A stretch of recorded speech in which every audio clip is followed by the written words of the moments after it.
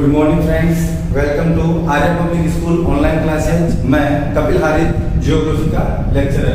आज हम बात करेंगे 11वीं क्लास की। राजस्थान सरकार ने जो 11वीं क्लास में सिलेबस आपका चेंज किया है, उस सिलेबस के बारे में हम बात करेंगे और मैं आपको बताऊंगा कि उस सिलेबस में आपको कैसे कैसे तैयार करना है। सबसे पहले मैं आपको बताऊं कि राजस्थान सरकार ने आपकी जियोग्राफी की पहले एक बुक थी, आज राजस्थान सरकार ने जियोग्राफी की 3 बुक कर दी है। ठीक है, पहली बुक में आपको पढ़ना है भौतिक भूगोल के बारे में, है ना। पहली बुक में किसके बारे में पढ़ना है? भौतिक भूगोल के मूल सिद्धांत। भौतिक भूगोल के मूल सिद्धांत में हमें क्या समझ में आता है, हमें क्या पढ़ना होता है, उसके बारे में अगर आपको बताऊं तो ये है फिजिकल जियोग्राफी। ये क्या है? फिजिकल जियोग्राफी है, भौतिक भूगोल है। इसके अंदर हमें पढ़ना होता है कि हमारी पृथ्वी का निर्माण किस प्रकार हुआ है, पृथ्वी जो सूर्य से अलग हुई है उसके बाद में धीरे धीरे पृथ्वी पे जीवन कैसे संभव हुआ है, पृथ्वी पे जो हम विभिन्न प्रकार की जो आकृतियां देखते हैं जैसे पर्वत है, पठार है, ज्वालामुखी है ना, वायुमंडल का संगठन है, इस प्रकार की जो सारी चीजें हैं उनका अध्ययन हमें भौतिक भूगोल में करना पड़ता है। तो आपकी सबसे पहले जो 11वीं क्लास की जो बुक है भौतिक भूगोल, उसमें हम चैप्टर की बात करें तो चैप्टर में आपको सबसे पहले चैप्टर की बात करें, देखिए आपको सबसे पहला चैप्टर है भूगोल एक विषय के रूप में। भूगोल का विषय के रूप में निर्माण कब हुआ था? जियोग्राफी शब्द है, उसका निर्माण किस प्रकार हुआ था? भूगोल जिसको हिंदी में कहा जाता है उसका निर्माण किस प्रकार हुआ था?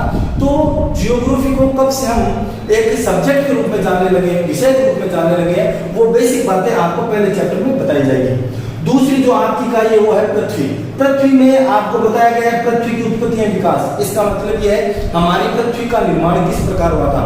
आपको बता दूं हमारी पृथ्वी है वो सूर्य से अलग होकर के बनी। जितने भी जो हमारे ग्रह हैं वो सभी के सभी ग्रह सूर्य से अलग होकर के बने हैं। कालांतर में पृथ्वी धीरे धीरे सूर्य से अलग होती रही। अलग होने के बाद भी उल्का पिंड है, क्षुद्र ग्रह है, उन ग्रहों के बजाय बड़े बड़े ग्रह आकर के पृथ्वी से टकराए हैं, है ना। कई से ग्रह मतलब गुरुत्वाकर्षण बल की वजह से घूमते रहे, चंद्रमा आकर के पृथ्वी से टकराया, फिर वापस बाहर निकला तो धरती का उपग्रह बना। तो इन सब बातें जो पृथ्वी का निर्माण है, जो मतलब हमारे जो वायुमंडल जिसको बोलते हैं, जिसको आप ब्रह्मांड बोल दो, पृथ्वी के जो मतलब सूर्य के जो ग्रह हैं उन ग्रहों का निर्माण किस प्रकार हुआ है और हम जिस ग्रह में रहते हैं पृथ्वी में उसका निर्माण किस प्रकार हुआ है, बेसिक है, उन बातों के बारे में इस चैप्टर में बताया गया है। दूसरा है पृथ्वी की आंतरिक संरचना। पृथ्वी की आंतरिक संरचना का मतलब यहाँ पे ये है दोस्तों, जैसे मान लीजिए हमारी पृथ्वी गोल है, ठीक है ना, सिरों से चपटी, ये सब बातें हम बाद में करेंगे। ये हमारी पृथ्वी है। तो पृथ्वी ऊपर तो हम रहते हैं पृथ्वी में, तो पृथ्वी के नीचे की जो चीजें हैं, पृथ्वी के नीचे आपको पता है हमारे धरातल के नीचे जो है पानी है, पानी के नीचे हमें पेट्रोल और गैस मिलते हैं, कोयला मिलता है, उसके नीचे हमें और भी मतलब पृथ्वी की कई प्रकार की मतलब चट्टानें, कई प्रकार की पृथ्वी के पास लेयर है। तो उन लेयरों उन जो स्तरों का जो अध्ययन करेंगे हम पृथ्वी की, उन स्तरों के बारे में बताया गया। मतलब पृथ्वी का जो भूगर्भ है उस भूगर्भ में क्या क्या चीजें हैं, कितनी प्रकार की प्लेटें हैं, है ना, उन सब का अध्ययन हम इसमें करेंगे। चौथा आपके पास चैप्टर आता है महासागरों और महाद्वीपों का वितरण। हमारी जो पृथ्वी है उसके ऊपर महाद्वीप और जो महासागर है उनका निर्माण किस प्रकार हुआ, है ना। आपको पता है सबसे बड़ा जो महाद्वीप है वो एशिया है। उसके बाद में एशिया के ऊपर जाते हो तो हमें कौन सा मिलता है? यूरोप मिलता है। यूरोप और एशिया, यूरोप के तो दक्षिण में और एशिया के पश्चिम में हमें अफ्रीका देखने को मिलता है।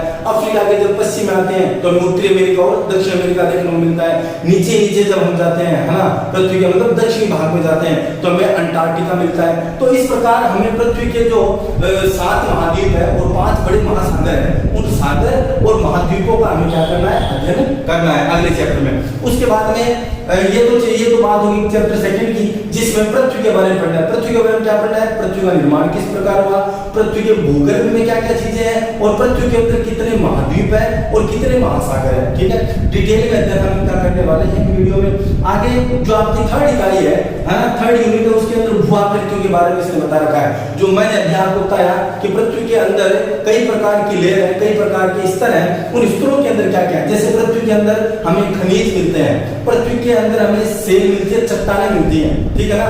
तो वो चट्टानें कितने प्रकार की होती है, किस चट्टान से हमें क्या मिलता है, ठीक है ना, किस चट्टान से कौन सा खनिज मिलता है, उन सब की बात हम करेंगे 5th चैप्टर में। 6th चैप्टर आपका ये बता रहा है भू आकृति की प्रक्रिया। हमारी धरती पे जितनी प्रकार की भू आकृतियां हैं, जैसे मान लीजिए पर्वत है, पठार है ना, कहीं पे ज्वालामुखी आता है, कहीं पे भूकंप ज्यादा आता है ना, महासागर के नीचे भी जो चट्टान है, तो उन सब भू आकृतियों का अध्ययन हम करेंगे अगले चैप्टर में 7th में। उसके बाद में आपके नेक्स्ट यूनिट आती है जलवायु। जल और वायु जल और वायु के मिलने से जो जिस वातावरण का निर्माण होता है उसे हम क्या कहते हैं, जलवायु कहते हैं। तो जलवायु के अंदर हमें क्या पढ़ना है, वायुमंडल का संगठन तथा संरचना। वायुमंडल का संगठन तथा संरचना, हमारा जो वायुमंडल है वो किन किन गैसों से मिलकर के बना है, ठीक है ना, क्या क्या उसका रूप है, कौन सी गैस कितनी मात्रा में है, इन सब चीजों का अध्ययन इस चैप्टर में करेंगे। अगला चैप्टर हमारे पास आता है सौर विकिरण, ऊष्मा संतुलन तथा तापमान। सौर विकिरण, हमारे जो सूर्य से मिलने वाली हमें जो किरणें हैं, कितनी किरणें मिलती है, ऊष्मा का जो ताप का जो संतुलन है वो पृथ्वी किस प्रकार रखती है, पृथ्वी ज्यादा गर्म भी नहीं होती, पृथ्वी ज्यादा ठंडी भी नहीं होती है ना, ये किस प्रकार पृथ्वी करती है, तो ये अगले चैप्टर में पढ़ने वाले हैं। उसके बाद में आगे वायुमंडलीय परिसंचरण और मौसम प्रणालियां, किस प्रकार हमारी धरती पर मौसमों का परिवर्तन होता है, किस प्रकार गर्मी आती है, किस प्रकार सर्दी आती है, किस प्रकार बसंत ऋतु आती है, मानसून ऋतु आती है, अलग अलग महाद्वीपों में अलग अलग प्रकार की मानसून है। भारत में आपको पता है मानसूनी जलवायु है, ठीक है ना, अलग अलग महाद्वीपों के अंदर अलग अलग जलवायु है। तो वो जलवायु किस कारण, कहीं पर उष्णकटिबंधीय जलवायु है, कहीं पर शीतकटिबंधीय जलवायु, कहीं पर उपोष्णकटिबंधीय जलवायु है। तो ये जलवायु किस किस प्रकार पृथ्वी पर बढ़ी हुई है, उन सब के बारे में हम अध्ययन करेंगे। आगे आ गया वायुमंडल में जल। वायुमंडल में जो जल है महासागर रूप में हमारी धरती पर जल है, नदियों के रूप में, झीलों के रूप में, तालाब के रूप में, वर्षा के जल के रूप में।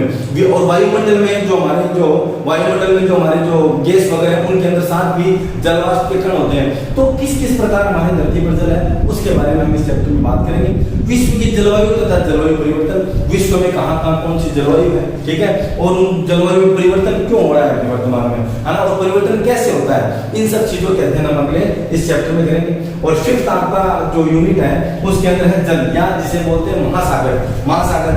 हम महासागरों का निर्माण किस प्रकार हुआ, पृथ्वी पर जल आया कैसे, है ना, पृथ्वी पर जल आया कैसे, क्षुद्र ग्रहों से आया, उल्कापिंडों से आया, है ना, ऐसा क्या वातावरण बना पृथ्वी पर जिससे जल का निर्माण हुआ, ठीक है। तो पृथ्वी पे जल कैसे है, महासागरीय जल के बारे में पढ़े, कितने महासागर है, कितनी नदियां हैं, ठीक है, महासागरीय जल की संरचना क्या है, वो जल इतना खारा क्यों है, बड़ी बड़ी उसमें जो जीव जंतु रहते हैं वो किस प्रकार रहते हैं, है ना। अगला पृथ्वी पर अगला चैप्टर आता है आपके फिजिक्स, उसमें पृथ्वी पर जीवन, हमारी पृथ्वी पर जो जीवन है उस जीवन का निर्माण पृथ्वी में किस प्रकार हुआ। तो कुल मिलाकर के ये जो आपकी फर्स्ट जो बुक है जो है फिजिकल ज्योग्राफी या भौतिक भूगोल जिसे हम कहते हैं, इसके अंदर हमें मूलभूत सिद्धांतों को पढ़ना है। किसको पढ़ना है दोस्तों, मूलभूत सिद्धांत। मूलभूत सिद्धांतों का मतलब ये हुआ कि मूलभूत सिद्धांतों का मतलब ये हुआ है कि आपके 11वीं क्लास में ये पहली बार ज्योग्राफी सब्जेक्ट के रूप में, तो ये सब्जेक्ट के रूप में इसका निर्माण किस प्रकार हुआ, ठीक है। और भूगोल, है ना, भूगोल, पृथ्वी क्या है, गोल है, तो पृथ्वी गोल क्यों है ना, पृथ्वी पे जल कैसे रुका हुआ है, पृथ्वी पे जीवन किस प्रकार निर्माण हुआ, पृथ्वी किस प्रकार बनी, पृथ्वी पे कितनी भौतिक संरचनाएं हैं, पृथ्वी पे जलवायु कैसी है, इन सब बातों का अध्ययन हमें फिजिकल ज्योग्राफी में करना होता है। तो जो हमारी जो अर्थ है, हमारी जो पृथ्वी है, उसकी बेसिक बातें हैं, वो बेसिक बातें 11वीं क्लास के चैप्टर में पढ़ेंगे। मैं आपको ज्योग्राफी की कुछ बेसिक बात बताता हूँ, उसको आप हमेशा याद रखना। आप 11वीं क्लास में, 12वीं क्लास में किसी भी प्रकार का कंपटीशन एग्जाम दे रहे हो, है ना, उन कंपटीशन एग्जामों के अंदर आपको ये बेसिक जो मैं 11वीं में करवाऊंगा वो आप जब आईएएस का एग्जाम दोगे ना, तो भी ये जो आपकी 11वीं क्लास की जो ज्योग्राफी है, आप चाहे आईएएस का एग्जाम दे लेना, चाहे आरएस का एग्जाम दे लेना, चाहे आप किसी टीचर का एग्जाम दे लेना, किसी भी प्रकार का आपका जो सपना है उस सपने को पूर्ण करने में आपकी 11वीं की ज्योग्राफी के जो बेसिक रूल है वो हमेशा काम आएंगे। आप आईएएस का एग्जाम देख लेना, अभी सितंबर में होने वाला है, उस एग्जाम में आपको आपकी 11वीं क्लास की ज्योग्राफी से क्वेश्चन मिलेंगे, बराबर हर साल आते हैं इससे क्वेश्चन। आरएस का आप एग्जाम देख लेना, मतलब जब आपको 11वीं की ज्योग्राफी पढ़ाऊं तब आरएस के जो एग्जाम में जो क्वेश्चन पूछे जाते हैं वो डायरेक्ट आपकी 11वीं क्लास के बुक से सीधे उठाए जाते हैं। तो अगर आप आर्ट्स लेते हो, आर्ट्स लेने के बाद में आप ज्योग्राफी सब्जेक्ट लेते हो, तो ज्योग्राफी सब्जेक्ट आपके लिए बहुत ज्यादा हेल्पफुल होने वाला है। किसके लिए, अगर आप सिविल सर्वेंट बनना चाहते हो, आप आईएएस आपका सपना है, आपका आईपीएस सपना है, विदेश सेवा में जाना आपका सपना है, आपको इनकम टैक्स में ऑफिसर बनना है, आपको आरएस बनना है, एसडी बनना है, डिप्टी एसपी बनना है, एसपी बनना है, आपको टीचर बनना है, आपको कॉलेज लेक्चरर बनना है, किसी भी प्रकार के भारत सरकार और राजस्थान सरकार द्वारा लिए जाने वाले जितने भी एग्जाम है उन सभी एग्जामों में आपकी 11वीं क्लास की जो ज्योग्राफी है ये इससे क्वेश्चन हमेशा बनते हैं। तो आपको तो इतना ध्यान रखना है कि मुझे 11वीं क्लास की ज्योग्राफी बहुत अच्छे तरीके से करनी है, ठीक है। अगर आपने घर वालों को कमिटमेंट किया है कि मैं आर्ट्स लेकर के यूपीएससी क्रैक करूंगा, मुझे आईएएस बनना है,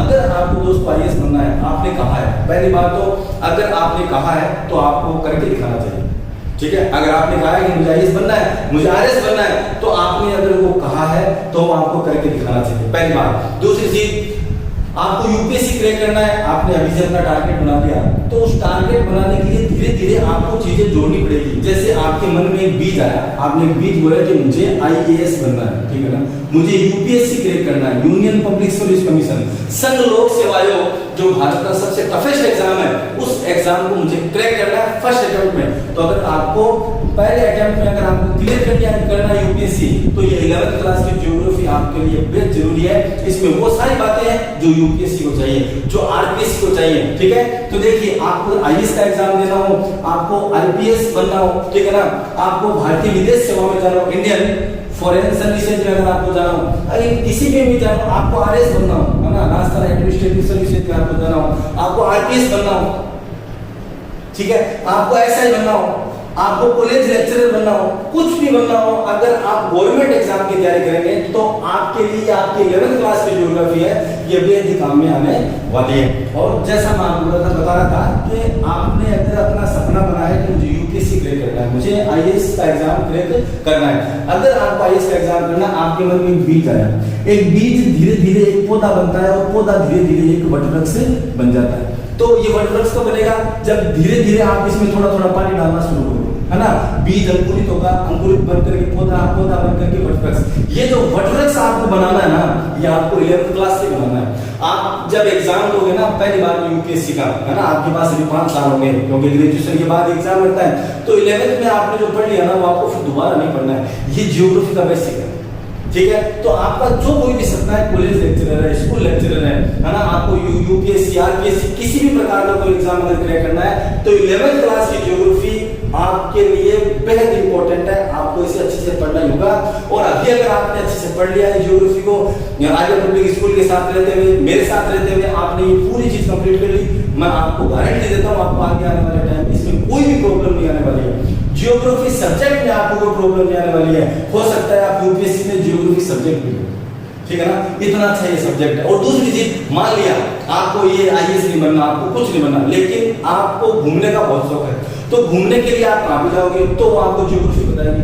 आपको पहाड़ों पर जाना है, आपको समुद्र में जाना, समुद्र देख के आना है, आपको नदियां देखनी है, आपको झरने देखने हैं। आपको ये पता नहीं है कि मुझे मतलब स्विट्जरलैंड किस कॉन्टिनेंट में, किस महाद्वीप में है ना, और स्विट्जरलैंड है वो कहाँ पे है, मुझे फ्रांस जाके आना है, मुझे अमेरिका जाना है, यूएस से जाना है, तो अमेरिका तो महाद्वीप भी है और अमेरिका एक देश भी है। तो आपको ये पता होना चाहिए, नॉलेज के लिए आपको जानकारी होनी चाहिए कि कहाँ पे अमेरिका है, कहाँ पे कनाडा है ना, कहाँ पे मैक्सिको है, कहाँ पे होंडुरास है, कहाँ पे न्यूजीलैंड है, कहाँ पे ब्रिटेन है ना, कहाँ पे श्रीलंका है ना, और भारत में कहाँ पे तमिलनाडु, ये भी नहीं पता कि तमिलनाडु कहाँ पे, भारत में अंडमान निकोबार द्वीप समूह कहाँ पे है, अरुणाचल प्रदेश कहाँ पे है, ठीक है ना, हिमाचल प्रदेश कहाँ पे है, और हिमाचल प्रदेश के अंदर हिमालय की कौन सी पर्वतमाला है, कौन सी नदी है जो हिमाचल प्रदेश से निकलती है, कौन सी नदी है जो चाइना से निकलती है फिर भारत में आती है, नदियों से बाढ़ क्यों आती है, गंगा को हम मां क्यों कहते हैं, गंगा नदी किन किन राज्यों से होकर के गुजरती है ना, भारत में कहाँ पे पहाड़ है ना,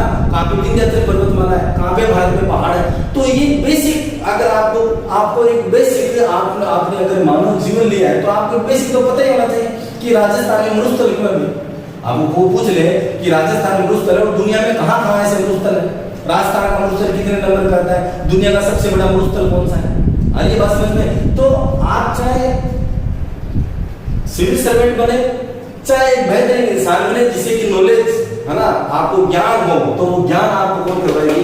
ज्योग्राफी करवाएगी, ठीक है। तो आपको पढ़ना है, आपने अपना कमिटमेंट किया, उसे आपको याद रखना है। और वही बात अब्दुल कलाम साहब कहते हैं कि सपने वो नहीं होते जो आपको रात को सोने के बाद आते हैं, सपने वो होते हैं जो आपको सोने नहीं देते हैं। तो उसी प्रकार ये 2, 3, 4, 5 साल की कड़ी मेहनत है, कड़ी मेहनत कर लो और उस दिन आपके नाम क्या आएगी? आईएएस लग जाएगा।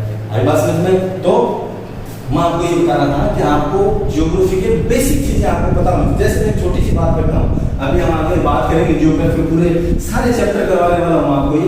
जैसे मैं बताऊँ आपको ज्योग्राफी में बेसिक नियम ध्यान रखना, किसी भी बिंदु से जब हम ऊपर की ओर जाते हैं तो वो हमेशा उत्तर होता है। ऊपर की ओर जाते हैं तो हमेशा दिशा कौन सी होती है? उत्तर होती है ना। किसी भी बिंदु से जब हम नीचे आएंगे तो वो दिशा हमेशा कौन सी होगी? दक्षिण या साउथ। किसी बिंदु से ऊपर जाएंगे तो नॉर्थ, किसी बिंदु से नीचे आएंगे तो साउथ, उत्तर, ऊपर जाएंगे तो उत्तर, नीचे आएंगे तो दक्षिण। आपके हमेशा राइट साइड के अंदर, आपके हमेशा दाईं और राइट साइड के अंदर जो ये वाला जो क्षेत्र होगा वो हमेशा पूर्व होगा, ठीक है, ईस्ट। आपके हाथ के बाईं ओर यानी लेफ्ट साइड की ओर हमेशा आप जाओगे ना तो आपको हमेशा क्या मिलेगा, पश्चिम मिलेगा, जिसे बोला जाता है वेस्ट, ठीक है। तो ऊपर की ओर जाओगे तो उत्तर, नीचे की ओर जाओगे तो दक्षिण। आपके राइट साइड हमेशा पूर्व, आपके लेफ्ट साइड हमेशा आपको क्या मिलेगा, पश्चिम। लेफ्ट साइड हमेशा किसकी होती है, पश्चिम की होती है, राइट साइड पूर्व की होती है। ऊपर की ओर जाते हैं तो कौन सी आता है, उत्तर, नीचे की ओर जाते हैं तो क्या आता है, दक्षिण। किसी भी बिंदु से जब हम ऊपर की ओर जाएंगे तो उत्तर, नीचे की ओर जाएंगे तो दक्षिण। देखिए इससे मैं छोटी सी चीज बताता हूँ आपको, काफी टाइम हो गया है इंडिया का मैप नहीं बनाया मैंने, ये हमारे भारत का मैप, ठीक है।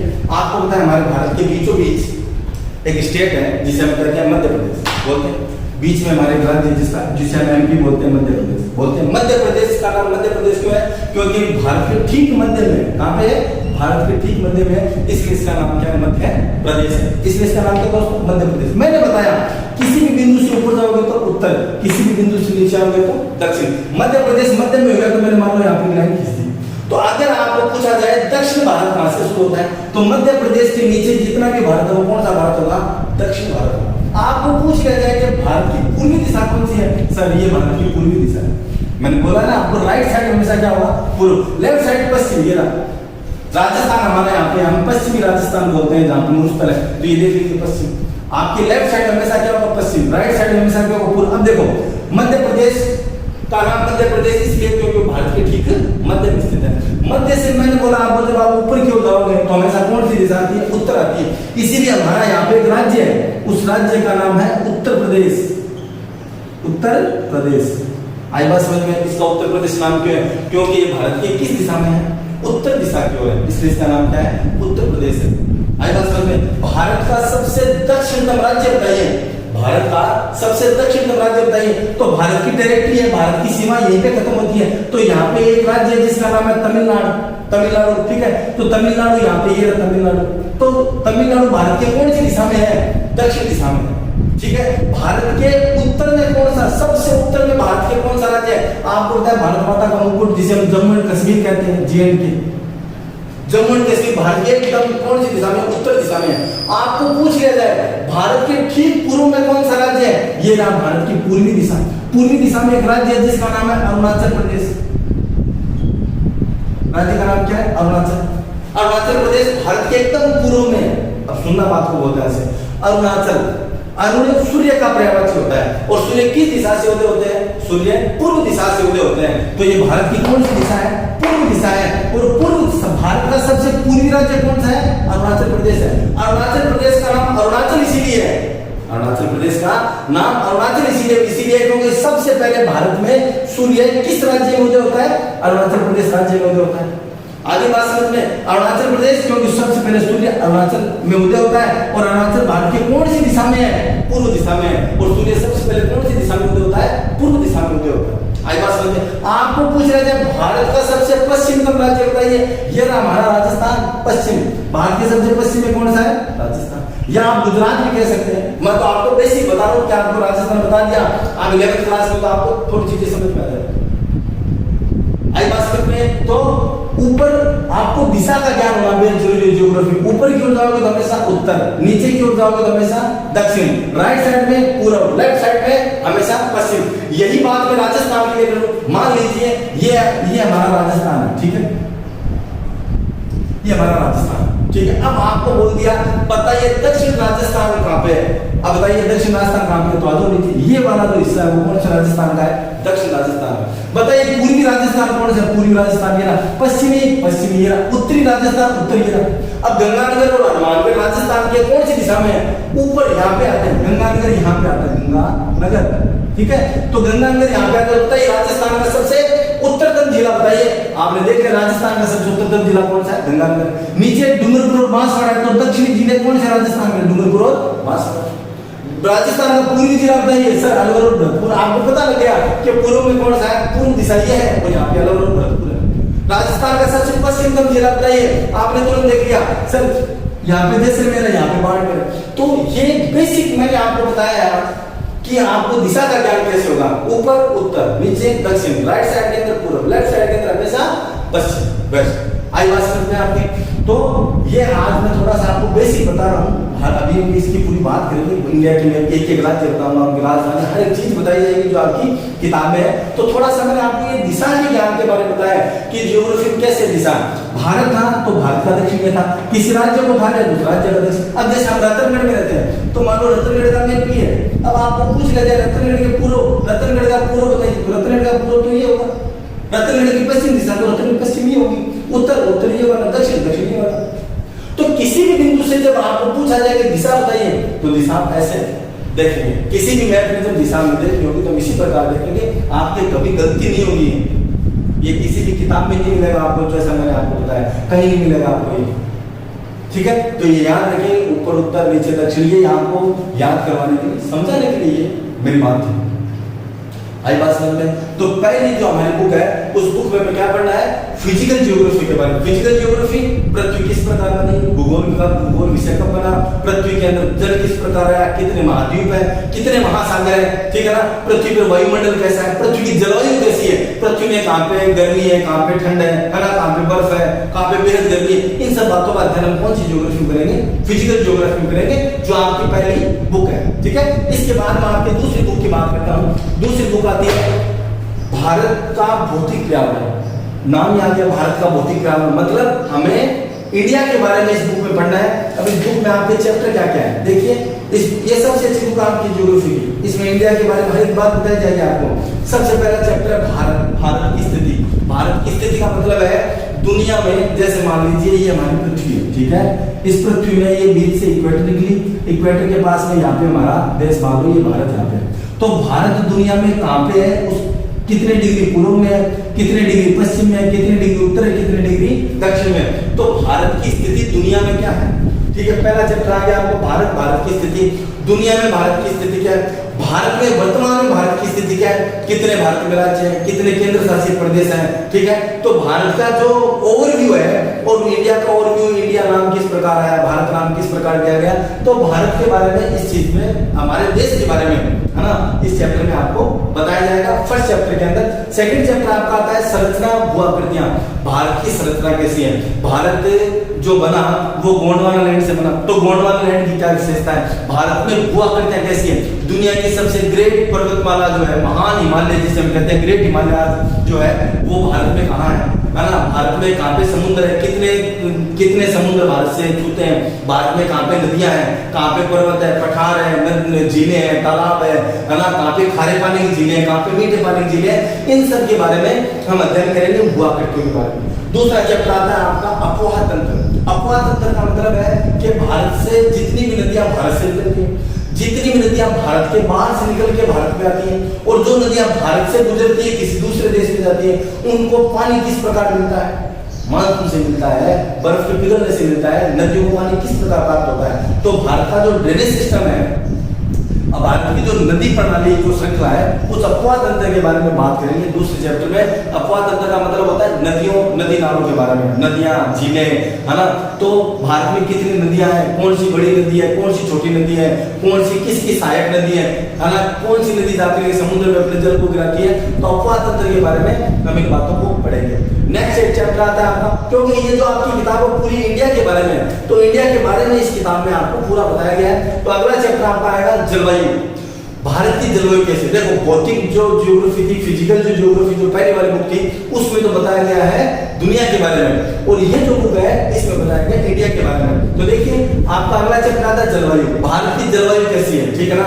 भारत में ऊपर की ओर जैसे बर्फ गिरती है, भारत के मध्य में गर्मी है, दक्षिण भारत में एकदम चिपचिपा मौसम रहता है क्योंकि उष्ण कटिबंध में आता है, ऊपर है जो उपोष्ण कटिबंध है। तो ये जो कटिबंध में भारत को बांटा गया है, कहाँ पे भारत में गर्मी है, कहाँ पे भारत में सर्दी है ना, कहाँ बर्फ गिरती है, कहाँ पे किस प्रकार का मौसम है। तो भारत की जलवायु कहाँ कैसी है उसके बारे में अगले चैप्टर में बताया गया। उसके आगे आपके प्राकृतिक वनस्पति, तो जिस प्रकार की जलवायु होगी, जिस प्रकार की मृदा होगी, उसी प्रकार की वहां पे वनस्पतियां होंगी। जैसे हम राजस्थान की बात करें तो राजस्थान की जलवायु कठोर है, उष्ण कटिबंध, मतलब भारत की राजस्थान की जो जलवायु है वो बेहद गर्म है। तो राजस्थान के अंदर क्या है कि वर्षा होती नहीं, पानी की कमी है, जलवायु बेहद कठोर है, तो यहाँ पे जो पेड़ पौधे होते हैं उनके अंदर कांटे उग जाते हैं, क्योंकि पेड़ पत्तियां नहीं बनाते, क्योंकि पत्तियां बनाएंगे तो उनका वाष्पोत्सर्जन ज्यादा होगा, इसलिए पेड़ पत्तियों की जगह क्या कांटे उगा लेते हैं अपने शरीर में।